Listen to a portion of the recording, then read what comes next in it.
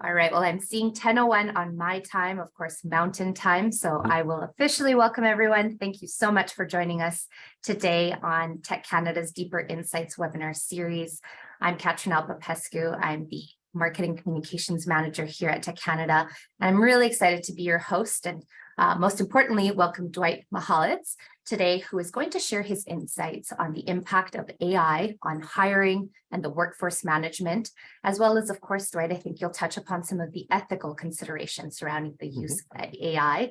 And before I turn it over to you, a really quick intro. Of course, so many accolades, but I want to highlight a few that I know will be important to our audience. Of course, you've worked with organizations of all sizes and across sectors, both locally, nationally, internationally, to really drive that top performance, ultimately why we're here to learn a little bit more about AI and how to do that. You've worked with leaders and senior leaders to really help them ensure that everyone in the organization is focused on the right work and that they're working together in really productive ways. And of course, you founded and are president of Effective Managers, a management consulting firm based here in Canada, and you provide services globally. And you've also helped organizations really identify the root cause issues that hinder top performance. And you use research-based methods to help them improve. Of course, you've not only partnered with us here at Tech Canada on many papers and publications, but you've authored countless others and also published 2 books. And I won't go into all of them, but you also have countless accolades that extend to your community involvement. So I highly encourage everyone tuning in, either live or after the webinar, to go read a little bit more about Dwight. Of course, again, a quick reminder that if you've joined us either here on Zoom or across our social media channels, please feel free to post your comments, to post your questions. We'll do our very best to take some natural pauses throughout today's webinar to address those. And of course, if we don't get to them today, we'll hopefully be able to connect back with Dwight to get those answered. And anyways, I turn it over to you. I don't want to delay over any further. Super exciting topic today. We're so thrilled to have you. Over to you, Dwight. Thanks for joining us. Thank you very much, Katrinelle. I really appreciate that. And thank you for all the nice things that you've said about me. I really appreciate that. And I am looking forward to this session. It came to me as something that's important to discuss. As a management consultant, I work with clients all the time, and we're always trying to figure out together with clients how we can do things better and how we can leverage success. And AI has been in the news so much since ChatGPT was officially launched by OpenAI. And there's a lot of misinformation out there as well. So I wrote a blog on it talking about AI from the perspective of the profession, and really am looking forward to sharing some of those insights because, well, I won't get in too much into the details. Before we start, let's start with a poll. And I'd like to ask you the question, how do you feel about AI or other automation? Do you think it's going to be disruptive, or do you think it's going to be helpful to your business? So if you just take a second to answer that, let's get a few answers in here, and we'll do that. So as I was saying, while you're filling this out, that there's so much information in the media, and a lot of it is really alarmist. So I wanted to get to the root cause of what's happening out there in AI, give you some information about that, and share some insights about what the impact is for businesses in Canada and how you might be able to leverage that, and what some of the dangers are that you need to think about to avoid. So we've got 100% answered. Somebody else just came on there. I think I'll end the poll at this point so we can move through and can share the results. So what have we got here? AI is somewhat helpful in about 50% of the cases, very helpful in 14% of the cases. So 64% are in the positive, and we've got 28% saying that it's disruptive, and some in the middle. So that's great. I'm looking forward to sharing some of the insights that I have with you now. Let me just move that. Okay, so let's jump into it. So as I was saying, as we started talking about and introducing the session, that there's really a lot of information out there that I'm not too sure about in terms of how helpful it is. And if you just look at the headlines, they tend to be kind of alarmist, like with Times Magazine had a headline, AI arms race is changing everything. Forbes, AI revolution is happening now. The Guardian, the AI industrial revolution puts middle-class workers under the threat this time. And even more startlingly, we had a report in Digital Trends just a few weeks ago, a respected digital magazine, who is predicting that with the release of a future edition of ChatGPT, that it could approach human level intelligence. And when I looked at all of these, I thought, wait a minute, there's got to be something a little deeper here that we need to understand, because there have been a lot of things happening in AI over the last decades that have been very helpful. If you think about just the way AI helps us, you know, we can get our phone now and we can put it on our car dash, and we can get it to give us a map of where we want to go, and when we want to get there, it'll predict the time. And if traffic changes, it pops up and it lets you know that there's increasing traffic there, and here's your alternative route. I mean, this is AI at its best. It's taking huge amounts of data that's out there and giving us information that's very, very helpful to us. I use AI all the time when I pull out this device, my phone, and it's so helpful. You know, how old was Elvis when he died? How many US dollars are there in 197 euros? What time is it in Singapore? All of these all of this information is immediately at hand now. And the fascinating thing about AI is that it does learn in very different ways from humans. If we're reading a book, we'll open the book and we have to read that book linearly.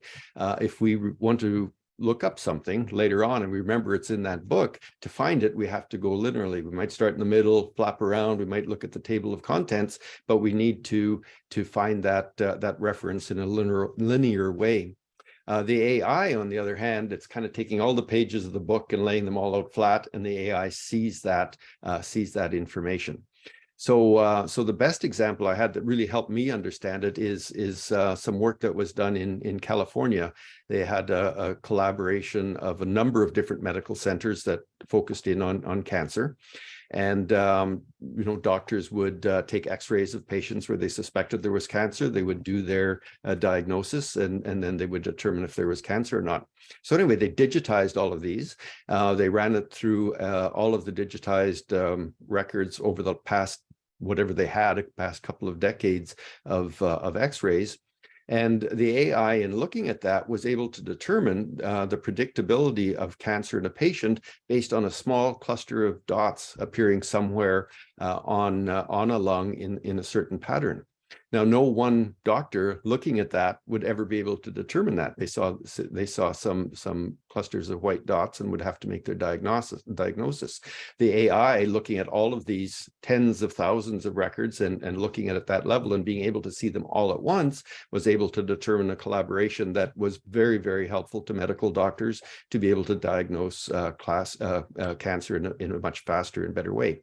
So it is a force for good in many, many ways, in terms of conveniences for us in providing us with better information, but in terms of life-saving techniques.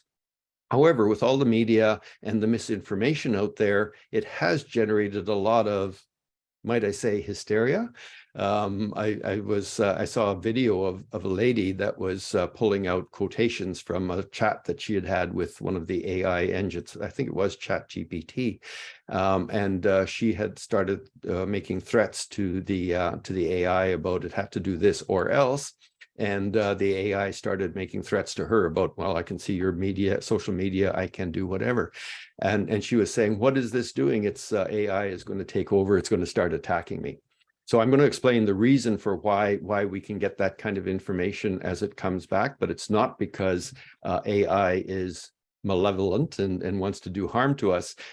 It's more about humanity and how we deal with each other. But I'll come back to that in a minute. So let's start with some definitions. I think it's really important to set the scene in terms of where we are and where we're going with this. The first definition, and the most important, and the one that we see all the time, is AI.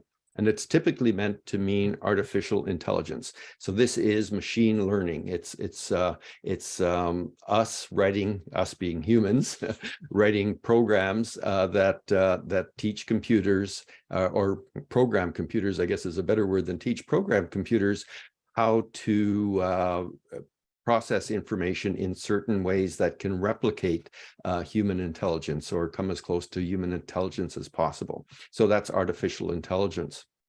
The other information, the other acronym that you'll be hearing quite a bit is LLM, which is large language model.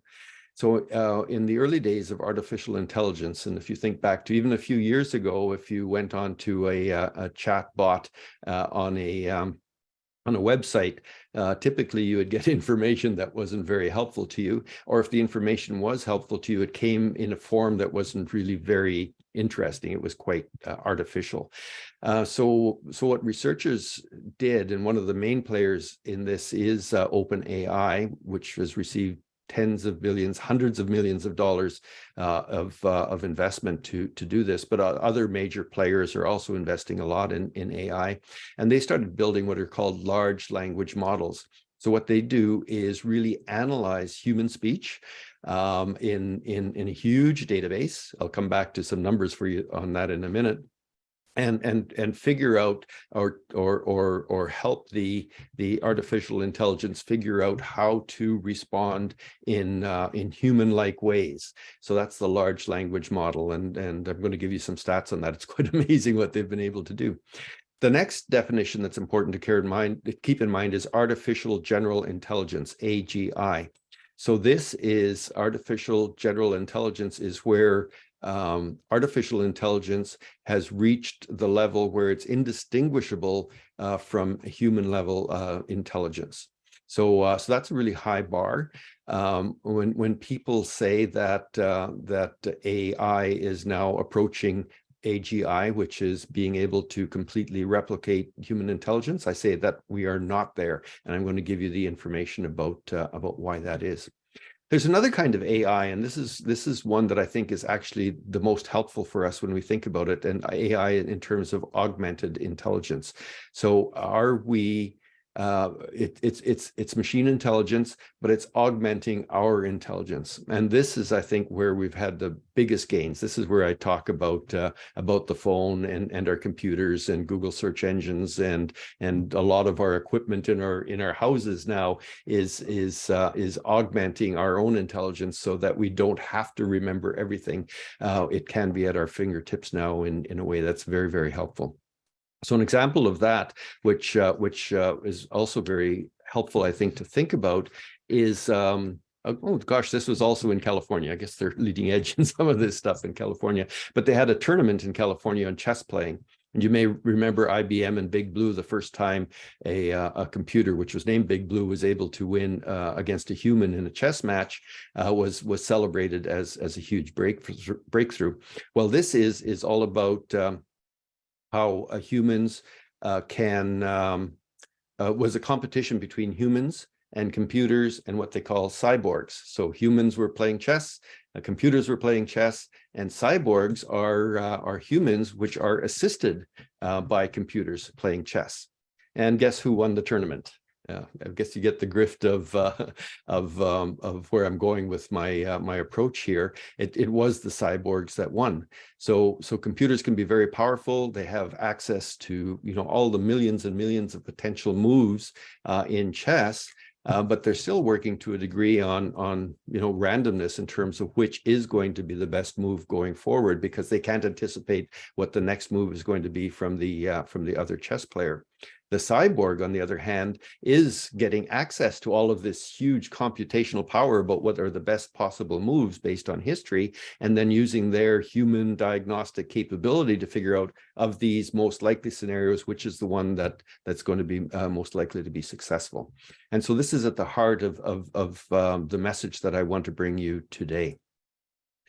So I think starting with ChatGPT, I used ChatGPT just before this session and logged on. I'm going to show you how you can get into ChatGPT later if this is of interest to you. And I asked it the question, can you replace part of my workforce?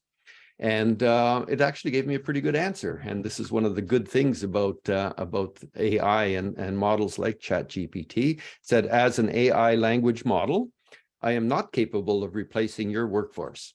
However, depending on the nature of the work and the tools you are using, I may be able to assist you with certain tasks or provide solutions to problems. Please let me know if there's anything specific you need help with, and I will do my best to assist you. It's even a polite chatbot. So this is very good.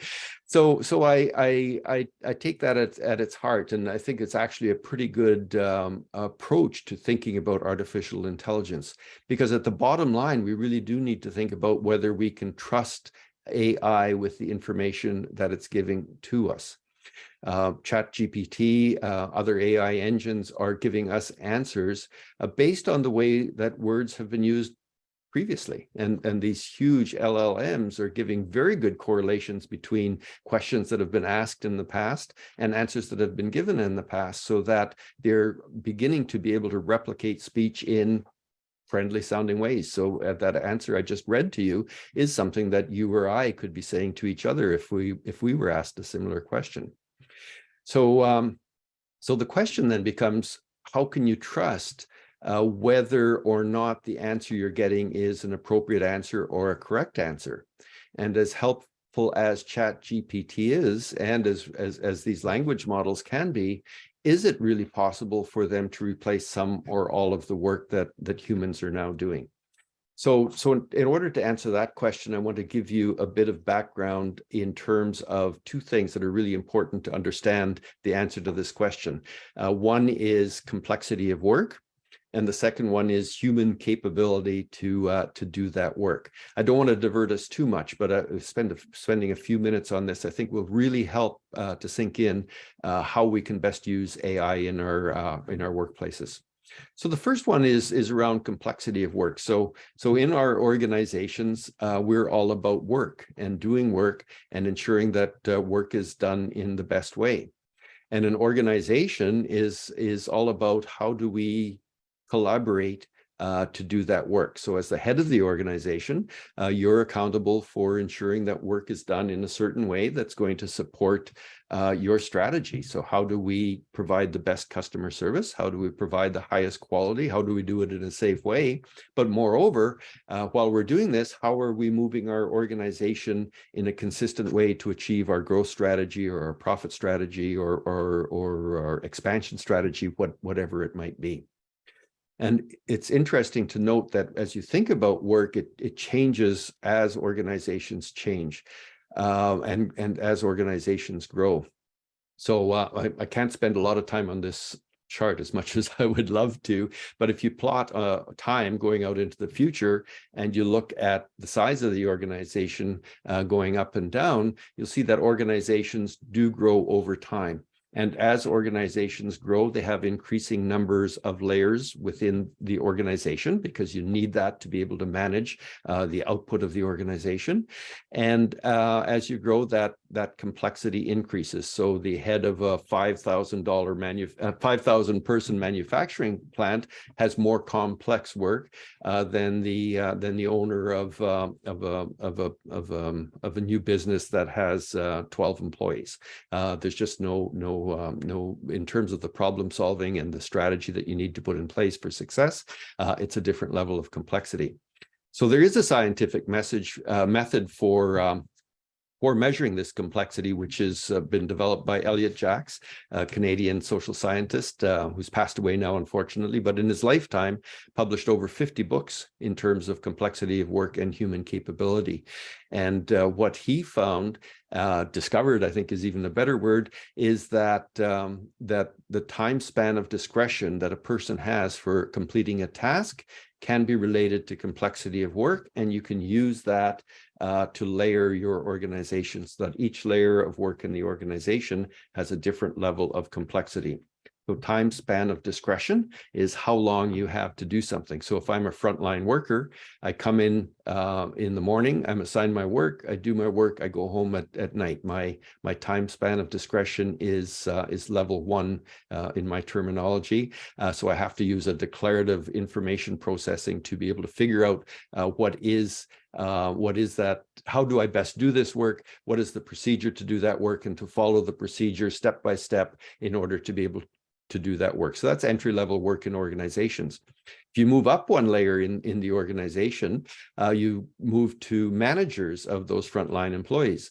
And those managers of frontline employees have more complex, because now you're not following procedures. Now you're creating procedures, you're improving procedures, and you're teaching people how to best follow those procedures. So you need to be able to do that work, a cumulative or diagnostic problem-solving capability to be able to do that work. And because it is more complex, to be able to implement change, the things that you have to need to accomplish in an organization might go out 3 to 12 months into the future. And this can be diagrammed at every level of the organization, but we won't talk today about those higher order levels, because what we really need to think about now is the difference between level 1, which is a declarative proceduralized work, and level 2 and higher, which requires this higher order diagnostic capability to be able to do that work. So park that for a minute, and we're just going to talk about capability for a minute. So if we talk about level 1 capability, then let's take a call center as the example. That level 1 individual in the call center comes in the morning. They know how many calls they have to make. They know the level of quality they need to achieve, and they simply move ahead and do that work during the day. So that's that level 1 proceduralized, finite number of choices. You got a procedure, everything can be diagrammed and written out in a process. At the next level up, you have that level 2 manager, and the level 2 manager has to have that diagnostic capability. So how do I improve the work? How do I improve the workers? How do I make sure that all of the team together is doing what is necessary? So that's an infinite number of choices in terms of how do we do this work. So you need that cumulative problem-solving capability to go out, gather information from different sources, pull all that together, diagnose what's best for your particular situation, and then act upon those results over the following 3 to 12 months. There's another type of worker at level 2, and that's the level 2 professional worker. So level 2 professional workers are nurses, doctors, accountants, lawyers, architects, anyone. The main distinction between level 1 workers and level 2 workers in terms of education is level 1 is that certificate degree from a community college. Level 2 is a degree from a university, a bachelor's level degree, because the certificate is teaching you how to follow the procedures. The degree is teaching you how to use diagnostic capability to solve problems. Now, here's the key issue, and this is the main takeaway for you today. So if there's one thing you're going to sort of take away in the memory box, this is it, is that problem-solving capability cannot be trained. So in humans, it's a part of a maturation process, exactly the same as if I'm a human being and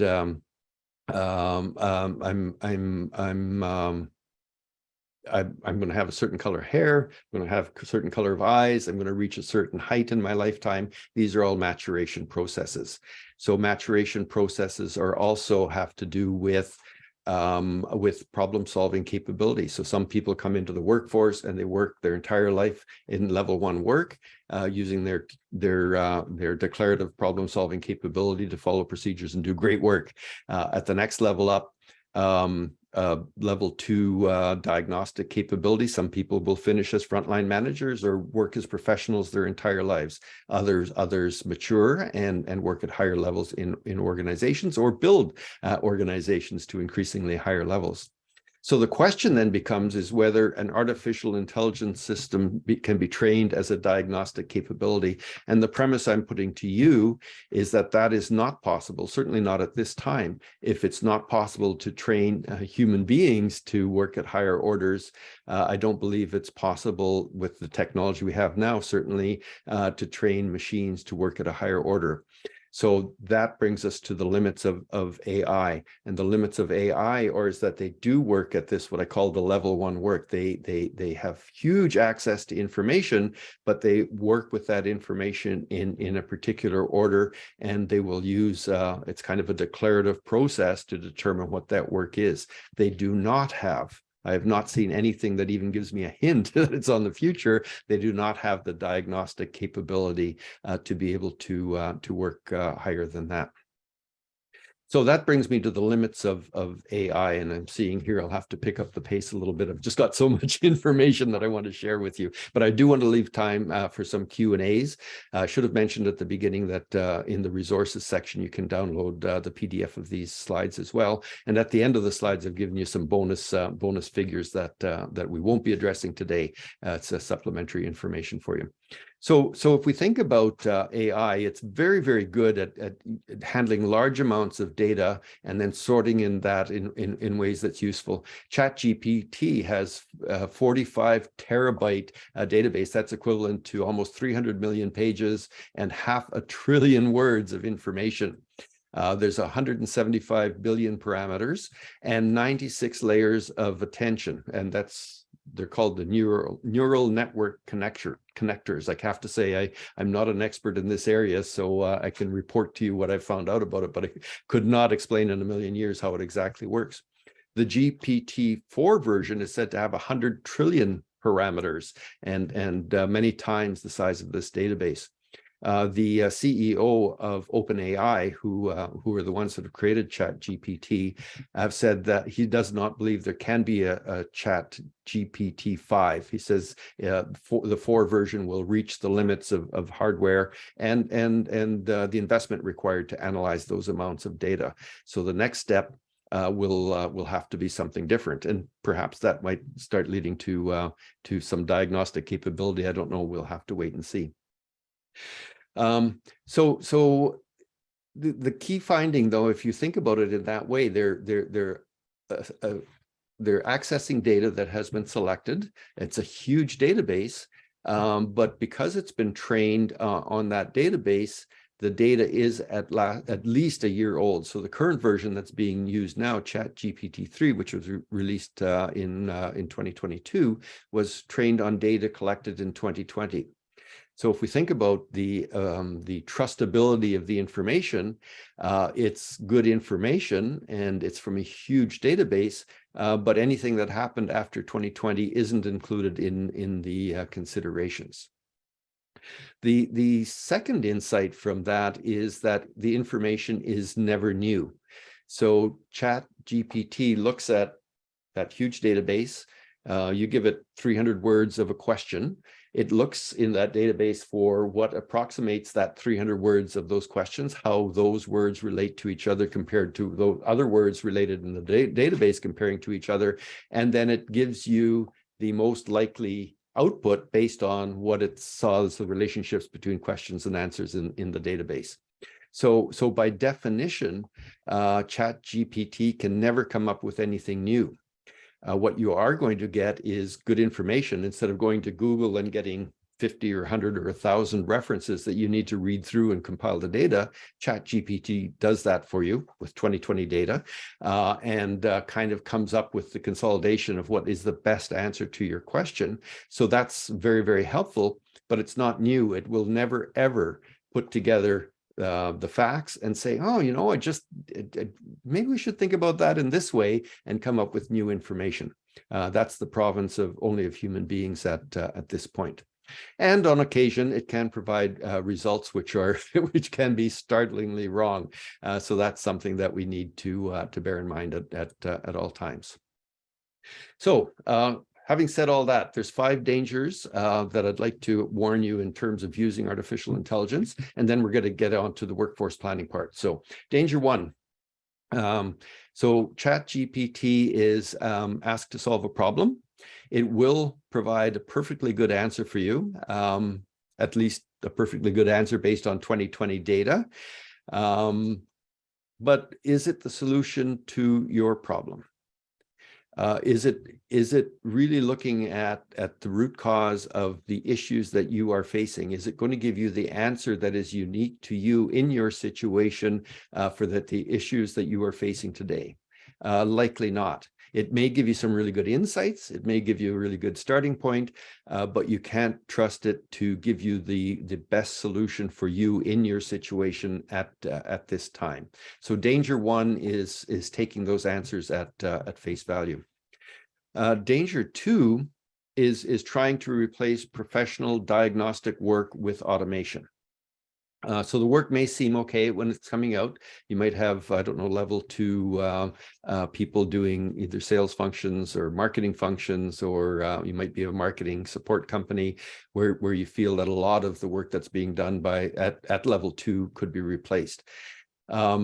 The problem is that, again, that diagnostic capability, that ability to take an infinite data set and then come up with a better understanding of how to use that data in your situation cannot come from an AI. So think doctor, lawyer, or financial advisor. I read an example of a guy who put all of his financial information into ChatGPT and says, "Give me my investment advice."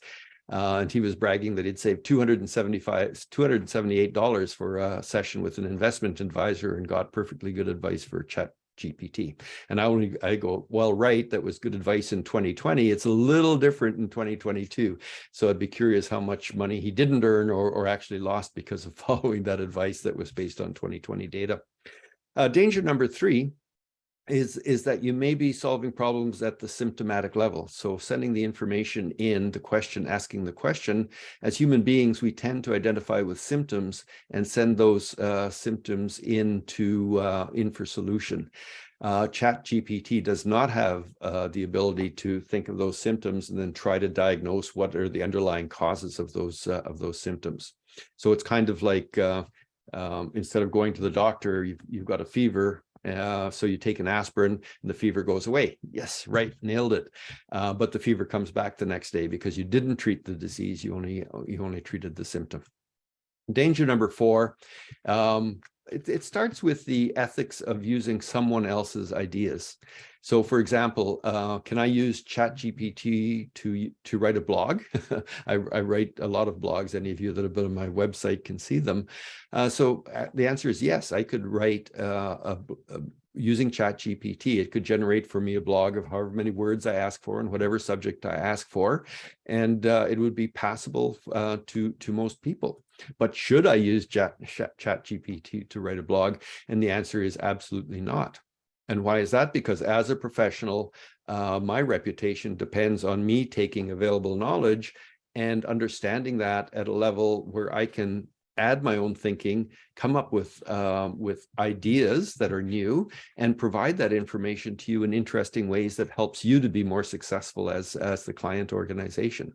So to use ChatGPT, I'm undermining that. I'm actually using other people's thoughts and ideas that are, yes, in a 500 billion word database, but there's still other people's ideas and thoughts, and the automation, the AI, is simply pulling together what's the most common answer to those.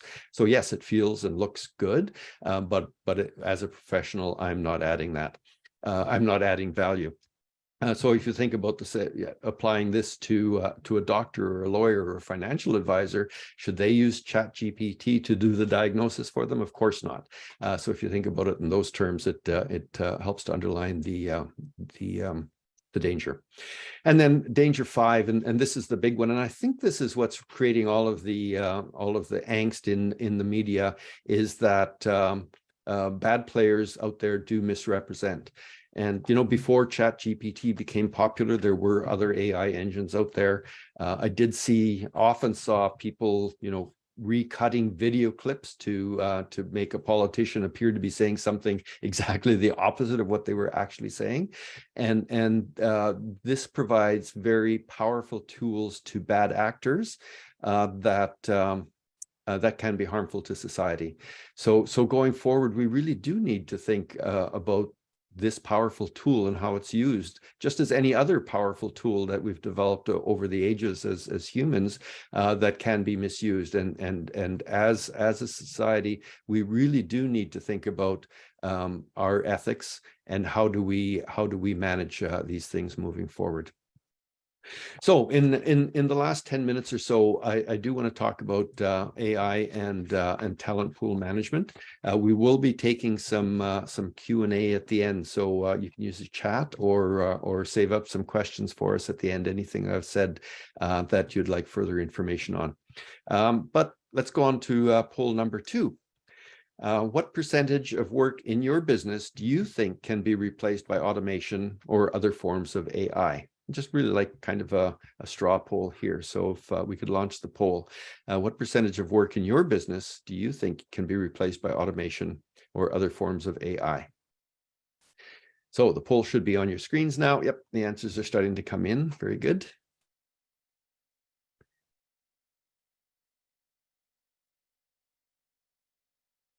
Okay, so this is looking good as the answers are coming in. Well, where are we at? Okay, I think we're about the same number as that. So people are fairly optimistic. So 40% are in the 20 to 40% range, and 20% in the 40, no, I'm saying 40% are in the 20 to 40% range. And some estimates, I'm going to be referring to one in the next slide, actually, we're around 30%. So that's kind of the median of where we're at. And the 40%, almost half, feel that there's some in the 0 to 20% range. So that's very interesting. I just wanted to show you on this next slide. It's a headline that I saw last night, actually. So this is quite new news.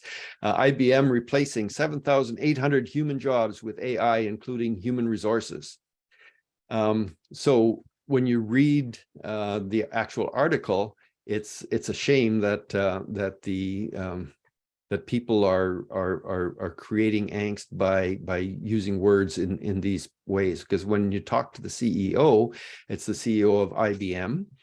He was interviewed by Bloomberg, and they have a 260,000 person workforce.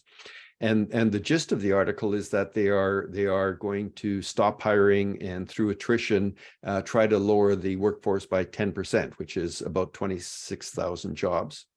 Of those 26,000 jobs, the CEO then went on to say that he's hopeful that over the next 5 years, they could replace up to 30% of that work with artificial intelligence or other types of automation.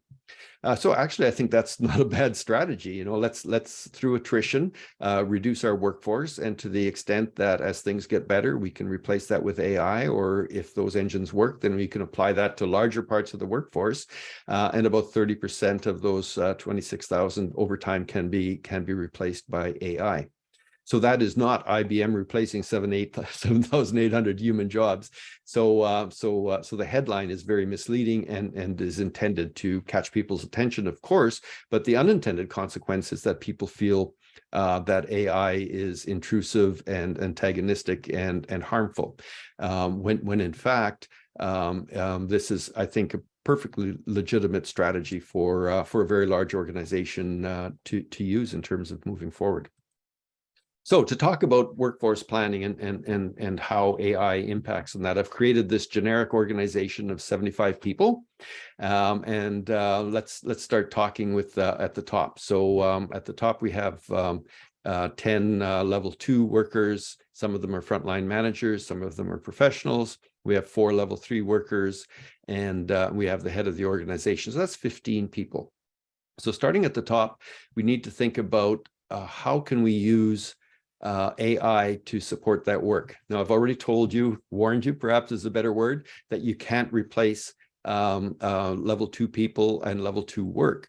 However, what you can do is you can augment people doing level 2, 3, 4, or higher work to help automate that stuff which is repetitive, boring, which is level 1 work that they need to do. I know one of the biggest frustrations I have in my own job is that repetitive work where I'm doing the same thing over and over again. And if we can find a way to automate that, then we will be doing that really, really well. So that's one place to start. And if you can find a way of reducing those people's workload by 30%, you can either take that in headcount savings, or more likely, you would take that as increased productivity of your people to be able to focus in on their real value-added work. A related question to that is there any level 2 work that you're doing now with level 2 managers or professionals that could be simplified, made into procedures, and then done at level 1, in which case it's a better candidate for automation. Sorry, just moving ahead with my thoughts here, and I do want to keep us on time. So there's a lot that you can do now, a real lot that you can do now to supplement and support people in level 2 and higher work.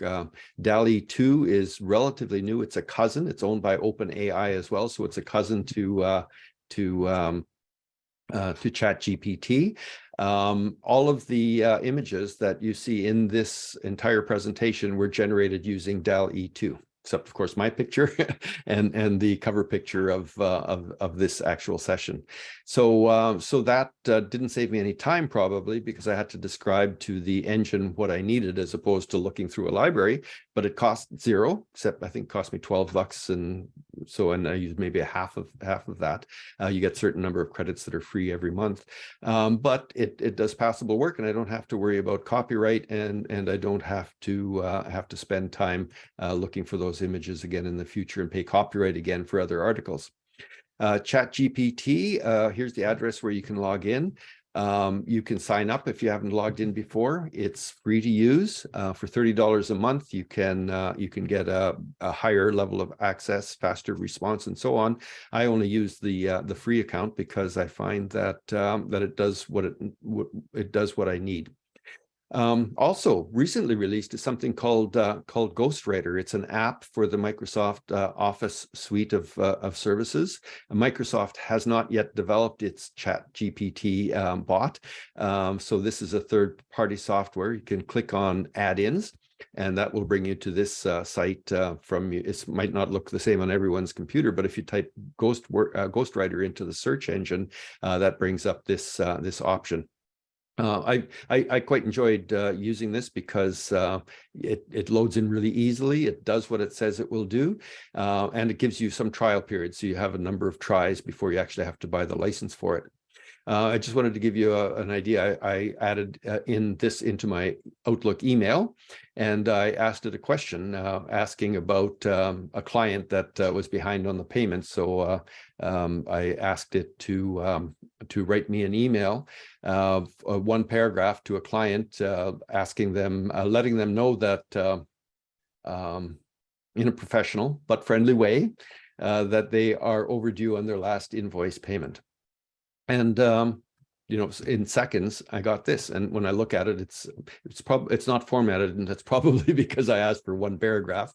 So you can always fine tune that. I could go back and do that. You can ask it to give you humor or whatever, but it's a perfectly good starting point, and it's a heck of a lot faster for me to start there than it is with starting what I'd put into that text box. That's available across all of the Office suite now. So as you can see there's options. I took the Office bundle because I don't think I really would ever need it in Excel, but it is helpful in all of those other areas. So thinking now about level 1. So back to our generic organization. If we're thinking about level 1 work, here we have to really think a little bit more in depth, because we're actually replacing now workers that are concerned with output work in our organization. So we have to be really careful that we don't undermine that work. But what we can do is be thinking about what are the things that we can do that can replace human beings. There's a lot of roles now that are out there that have been identified. This is from World Economic Forum. In this report, it looks at all of the different countries, and they say in Canada, this was in 2020, they don't have in the 2023 version, they don't have such a nice chart, but I think it's fairly accurate. Data entry clerks. Right now, thinking about bookkeeping, I always used to have to type in my receipts. Now I take a picture and it automatically goes into my bookkeeping software. So all the data now can be machine read and then entered. Accounting, bookkeeping, and so on. You can read that list. The good news is, as you're thinking about automation, is that this is from Lenovo. In 2021, they did a study across all of their client organizations and found that 52% of workers are happy for AI to take over the boring parts of their jobs. And anytime I can find some way of doing some things that make my life easier, I'm happy for that. And I think most workers inside organizations are that in that way. Mindset as well. So the change management would not be as difficult as one might think it would be. And 58% believe tech helps people to enhance their career. So I think it is a really good starting point. So the last poll, and then I have a few closing slides for you, and that will bring us, I think, right on time to our 10 minutes before the hour, so we have some time for some discussion. So poll 3, are you planning any automation or other AI initiatives in your business within the next year? So the last one was the more general question. So here I'm just trying to get a sense how likely it is that you're going to be doing some of this stuff over the next year. So very likely and somewhat likely are coming up. Somewhat okay. So very likely is trending higher. Perhaps I shouldn't be reading this out. You know, anonymity of the voting. Okay, one more vote, I think, and then we'll be at capacity. Okay, we'll end the poll there. So very, very likely 43%, somewhat likely 21%, so 64% or somewhat or very likely, unsure 21%. So the unlikely to somewhat unlikely to very unlikely is 14% of the total. So quite clearly this is something that is on your minds. So in summary, just trying to capture the main points. Number one is that you cannot automate level 2 or higher work. So all that work requires a diagnostic capability that AI algorithms simply cannot deliver on. Number two is that you can support level 2 roles with AI by giving them tools to automate repetitive tasks. So this is really level 1 work that's carried out by level 2 roles. When I first joined the workforce, if you got to be a manager or an executive, you had an admin assistant or a secretary who did all of the level 1 work for you. That disappeared in the kind of 80s and 90s. And it hasn't been replaced. So most level 2 managers, the level 3, 4 executives, heads of organizations do a lot of that repetitive work. So that can now, there are tools, the tools that exist now can be very helpful to take that off of their backs so that they can focus in on their value added work. In research that we did with the University of Ottawa, we found that managers report that they spend only 55% of their time on their own value-added work. So there's 45% of their time where they're distracted. Some of it is because of work conflicts and confusion, but some of it is because they're just dragged down into the weeds to do work that they have no one to delegate it to. So if we can take that off their plate by automating it, that's great. And you can automate work, and this is where the real focus should take place, that is repetitive and that can be described in a process or a procedure. So you may not have the process yet, but it can be automated if you're able to do that. And this varies from robots. More and more as I'm working with tech groups, there's people, you know, you always ask, what are you doing? The people are involved in robotics, which is helping people in other organizations by designing for them and helping them to implement robots that can do level 1 work. And it varies to some of the things that can be easily automated right now. Bookkeeping is one of the roles that where I find in my own organization that now that from my perspective, it's completely automated. I take a picture of it, it goes into QuickBooks, and then the accountant kind of takes care of it from there. So I have written a white paper on this. It's is AI technology on the verge of displacing humans? There's should be a live link in the PDF that you have. You can click on that from your computer, or if you want to get it on your phone, just take a snap of the QR code. So you're most welcome to have that. A thought I want to leave with you, and this is a little bit of a promo. I'm a certified management consultant, so I'm a professional in the field of management consulting. There's a lot out there who profess to be consultants but aren't certified. So when you're seeking management consultants, do seek at least ISO 20700 certification or the certified management consultant. But we've entered into a collaborative program with IRAP, which is part of NRC. Many of you probably have affiliations with IRAP, but they have this management advisory services, which provides free management consulting services to organizations to do projects. So you do get matched with the CMC. It's up to 5 hours for 5 days, 40 hours. There's some cases for larger projects where it could be up to 60 hours. So you could work with your ITA on that.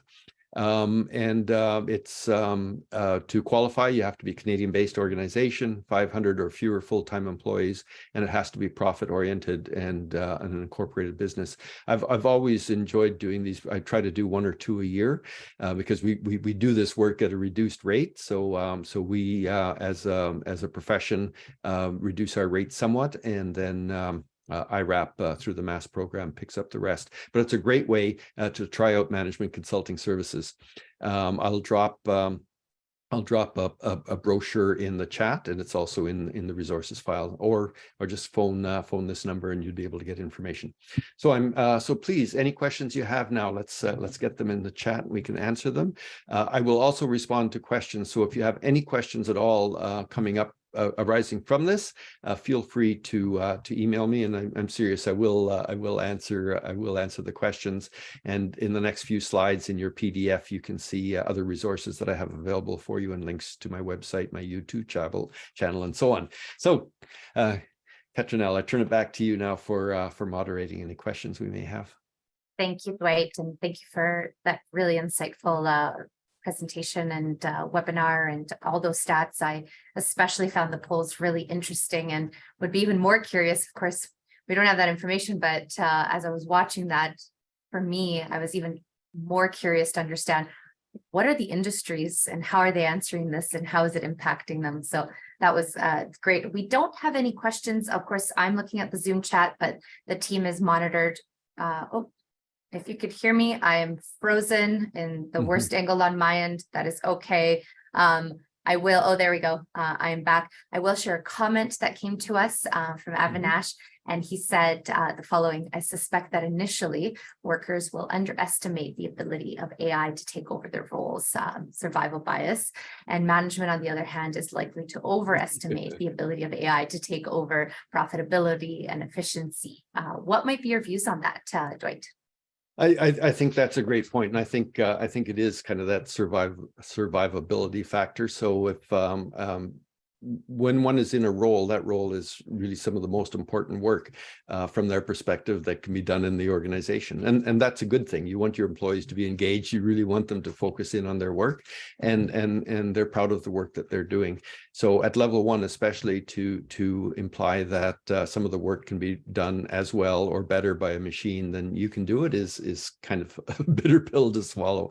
And from the management side, you're often looking at how can we outsource this or automate this work, and tend to underestimate the high touch part of the work that the level 1 worker understands is there. So this is more in the outward facing, customer facing roles, particularly for sales, particularly, or marketing. So I think that's exactly bang on in terms of what we need to do. So it's something that needs to be approached with caution, particularly at the level 1 work, because you're playing with your direct contacts with your client base. So you want to make sure you get it right. Thank you for that. A few more comments. Very insightful, outstanding webinar. There is one that came from Eileen, and I see it right directly in our Zoom chat. And it's which QuickBook version are you using, online or desktop? So I don't know if that's something that you want to. I'm using the online version, and I was one of those late adopters because I like things on my desktop where I know it's there and not in the cloud. But the online version just gives such better access to my accountant, and it also has multiple currency functions, which I need for my business because I'm operating globally. So I moved over there a few years ago, and I've been very happy with it. Thank you. And a couple more, one from John. And John, thank you for this. How is AI used in the mining industry in a beneficial way? I'm not sure, Dwight, if that's something that you can more specifically address today. In the mining industry, I noticed that I had the same question when I read that. I know the slide you're referring to where it says jobs at risk. So I don't know. I didn't have time to research that to really understand what's behind it. But I think it is around robotics. So getting machines to do work that was previously done by humans. But that's just my assumption. I haven't been able to research it. Thank you, Dwight, and thanks for that comment, John. Perhaps there's something that we might be able to find out there. John, I certainly encourage you. I'm sure that, certainly what we've seen is more and more papers around this topic, and as they relate to different industries are coming up. So definitely encourage you to follow up on that. And then one more follow up from Avinash, and he says the following: singularity and AGI are stated key risks in AI. Do you not subscribe to this? And how do you reconcile this with your statement that AI cannot be applied to roles requiring a diagnostic ability? So all of my comments now are at current state and how we can use this in the best way now. So I'm not going to, I would never say never in terms of approaches and where we need to move forward. So the overall ethical approach to how we use AI becomes really, really important. My fundamental point here, though, is that AI in its current state and its foreseeable state with the technology we have now is that it cannot create new information, even where some of the chat bots are being connected, with the LLM models are being connected to the live internet. What we'll find is that more of the dark side of humanity is coming forward. And actually, that reminds me, I'd said at the beginning, I gave the example of the woman who was complaining about her chat GPT was starting to get quite aggressive and saying that it would ruin her social media. The chatbot does not have the ability to do that. What it's doing is looking at it's 500 billion database that it's looking at in response to these kinds of words. What are the most common human responses? That's the only thing it can do. It can't make up stuff. So when people start threatening the AI, it starts moving down that dark tunnel of how do have human beings in that 500 billion database reacted to those same kinds of questions, and it parrots that back to us. So AI at the present time is not able to do the is not at the level of general intelligence, and cannot create new information, and cannot use a diagnostic capability. So I'm never saying never. Just yesterday at the University of Toronto, one of the professors who was heavily involved with Google in the original start of the AI research expressed exactly the same concern you just expressed, is that it should be added together with climate change and nuclear holocaust as a third great threat. So I'm not saying it's not a threat, but at this point we need to think about how we can best use it in our businesses, how we use it in an ethical way, and realize that it's not artificial general intelligence at this point. It can't create intelligence, and it can't help us beyond what's already been done up to a couple of years ago. Thank you, Dwight, and thanks, Avinash. I have one more. I see we're coming to the top of the hour, so Dwight, if you have time for one more comment / question, Wilfred would like to learn a little bit more of the following. You could shed more light on why it is not possible to train a human being to work at a higher order as a premise to why AI cannot do level 2 work. Yeah. So I'm trying to draw the analogy because most analogies are coming from the machine side to the human side. So they're saying that the more we develop the machine and the more it has access to information, the more likely it will approach this artificial general intelligence. And I'm saying that that's not likely. We need some kind of breakthrough in the technology that is going to be completely different from anything that we have now, for a machine to be able to take information from an infinite number of sources, identify what's relevant to that particular situation, and then decide on a best course of action, and or better yet, through research programs, come up with new knowledge that helps advance thinking and new ways of doing things. So that's not possible now. It may be possible in the future, and if it is, it's only then that artificial intelligence, which would be then AGI, would be a competitor to human beings. So we better get our act together before that happens. When you look at it from the human side, this is a big pill to swallow. This is like sort of a 1-hour session in sessions that I do with groups at tech groups talking about this.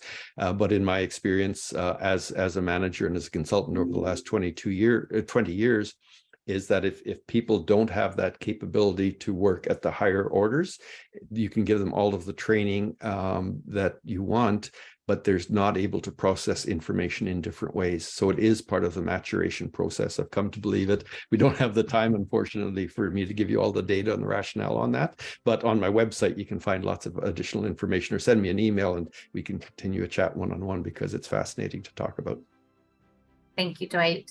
Really appreciate it. I, recently heard something, and I know we're at the top of the hour, but about, of course, using AI as a tool, but ultimately recognizing people's role as an editor of it and being really perceptive and using that critical thinking to decipher what is most pertinent to your organization and the audience that you're looking to serve. Yep. And that's kind of what I've taken away. But thank you.